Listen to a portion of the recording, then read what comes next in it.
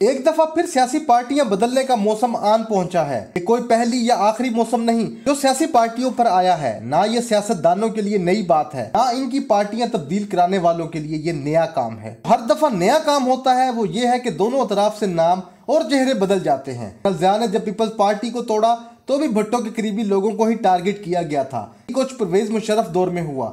ज़िया दौर में अल जुल्फकार के नाम पर जिस पर जी चाहता था इसे उठाकर शाही किला फेंक दिया जाता था।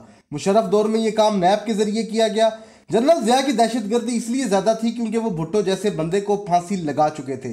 इस फांसी की वजह से सब सियासतदान और सिविल सोसाइटी डर गई थी कि अगर भुट्टो जैसे आलमी तौर पर कद आवर सियासतदान और लीडर को फांसी लगा सकते हैं तो वो किस खेत की मूली हैं। यूं सिर्फ भुट्टो को फांसी लगाकर जनरल ज़िया ने 10 साल हुकूमत की।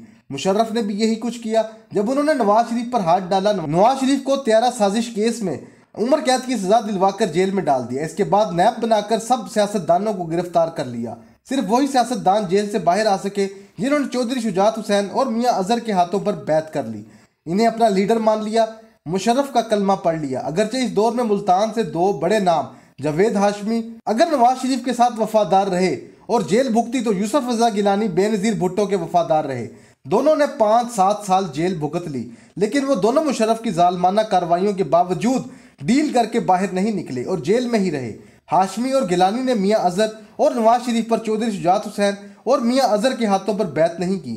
वो दोनों डटे रहे और हम सब जानते हैं कि डटे रहने की एक कीमत होती है जो इन दोनों जावेद हाशमी और यूसुफ रजा गिलानी ने अदा की। अब वही कहानी इमरान खान की पार्टी के साथ दोहराई जा रही है। यह हालात पैदा करने में भुट्टो साहब और नवाज शरीफ या अब इमरान खान खुद कितने जिम्मेदार हैं ये अलग कहानी है। भुट्टो साहब भी हर कीमत पर जनरल ज़िया को आर्मी चीफ लगाना चाहते थे और उन्होंने तमाम सीनियर जनरलों को नजरअंदाज करके एक जूनियर अफसर को चीफ इसलिए लगाया ताकि उनकी इक़्तिदार पर गिरफ्त पकी रहे और वो अपने सियासी मुखालफों को सख्ती से हैंडल करते रहें। धोखा हमेशा वहीं से होता है जहां से आप वफादारी की तवक्को रखते हैं। यही कुछ नवाज शरीफ ने किया जब उन्होंने भी वफादारी के चक्कर में आर्मी चीफ लगाए और वो ऐसे ताइनाती करते थे जैसे ये अहदा देकर दूसरे पर जाती एहसान कर रहे हों। नवाज शरीफ दौर में जब भी चीफ की ताइनाती का वक्त आता हर दफा लॉबिंग शुरू हो जाती थी। इस दौर के सबसे मुतवक्का जर्नैल अपनी अपनी लॉबिंग में लग जाते। नवाज शरीफ भी इधर उधर से पूछने लग जाते कि इनमें से कश्मीरी कौन है। जनरल ज़ियाउद्दीन भट्ट और जनरल लाहील के पीछे भी यही सोच थी कि इनका ताल्लुक किसी न किसी तरह कश्मीरी कबीले से निकलता था। जनरल बाजवा के वक्त कोई कश्मीरी बैकग्राउंड का जनरल ना था तो इस दफ़ा ताल्लुकात, दोस्ती, जमानतों और जनरल बाजवा के सुसर के साथ पुराने ताल्लुकात की बुनियाद पर ताइनाती की गई।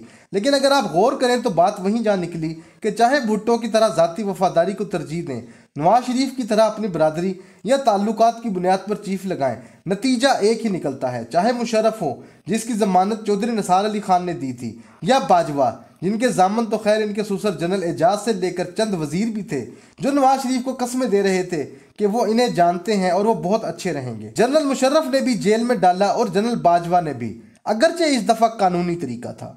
इन हालात में भी इमरान खान हर कीमत पर जनरल फैज को आर्मी चीफ लगाना चाहते थे और इनकी मोहब्बत में वो मुश्किलात उठाई हैं जो अभी तक खत्म नहीं हो पा रही, बल्कि खत्म क्या हूं अपनी पार्टी तुड़वा बैठे हैं। ये बात तय है कि इंसानी मिजाज है कि हम एक दूसरे के तजुर्बात से नहीं सीखते और इसलिए इंसानी तारीख खुद को दोहराती है।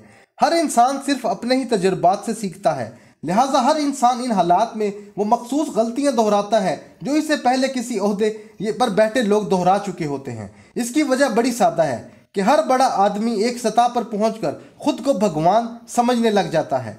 कामयाब इंसान के अंदर एक गुरूर पैदा हो जाता है कि खुदा ने इसे किसी बड़े मकसद के लिए पैदा किया है।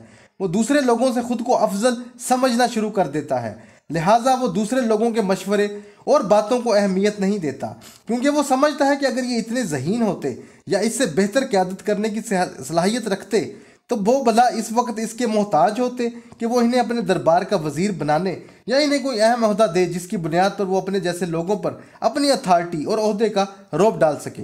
यूँ वो हर किस्मी गुफ्तगू मशवरे से खुद को दूर कर लेते हैं। फिर हुक्मरान के जहन में एक और फतूर पैदा हो जाता है कि इसने अब ताहयात हुक्मरान रहना है। इसे कदीम ज़मानों के बादशाहों के किस्से कहानियाँ अच्छी लगना शुरू हो जाती हैं। ना इलेक्शन होते थे, ना हुकूमतें तब्दील होती थीं, वो मरते दम तक बादशाह रहते थे। इन्हें जमहूरियत काटने लग जाती है, इन्हें अपोजिशन बुरी लगना शुरू हो जाती है। मीडिया जहर लगना शुरू हो जाता है। इन्हें किसी किस्म की तनकीद अच्छी नहीं लगती। हर तरफ हटो बचो, गाड़ियों के काफिले, प्रोटोकॉल और इख्तियारात से मोहब्बत हो जाती है। वो इन लम्हात को एंजॉय करने की बजाय कि जब वो पावर में हैं, उल्टा ये सोचकर रातों को नहीं सो सकते कि 2-3 साल बाद जब इनकी टर्म ख़त्म होगी और वो इलेक्शन ना जीत सके तो फिर ज़िंदगी कैसी गुजरेगी। यूं वो गैर जमहूरी सोच के ग़ुलाम बन जाते हैं। ये सब जाहो जलाल खोने का खौफ इन्हें एक डिक्टेटर बना देता है। अदम तहफ़्फ़ुज़ या इनसिक्योरिटी इनकी शख्सियत को बदल कर रख देती है। अब वो ताकत के हसूल या इस ताकत को हर कीमत पर बरकरार रखने के लिए कोई भी कीमत अदा करने के लिए तैयार हो जाते हैं। फिर वो डॉक्टर फाउस्टस की तरह शैतान से भी डील करने को तैयार हो जाते हैं ताकि वो दुनियावी लज्जतों को इंजॉय करते रहें। यही कुछ भुट्टो ने किया जब जनरल ज़िया को अपने इक़्तिदार के दवाम को देने का सहारा समझा। यही नवाज शरीफ ने समझा जब उन्होंने जनरल ज़ियाउद्दीन भट्ट और जनरल बाजवा को चीफ लगाया कि अब अमीरुल मोमिनीन बनेंगे। और यही इमरान खान समझ बैठे थे कि जनरल फैज़ हमीद को आर्मी चीफ लगाए बगैर वो 2028 तक वज़ीर आज़म नहीं रह सकेंगे। जनरल ज़िया को आर्मी चीफ लगाकर भुट्टो फांसी जा लगे। जनरल मुशर्रफ को आर्मी चीफ लगाकर नवाज शरीफ दहशतगर्दी के इल्ज़ाम में अटक जेल जा बैठे। जनरल बाजवा को लगाकर भी बेटी समेत अडयाला जेल जा बैठे। अगर इमरान खान भी जनरल फैज़ को आर्मी चीफ लगाने में कामयाब हो जाते तो आपका क्या ख्याल है, क्या होना था, तख्त या तख्ता?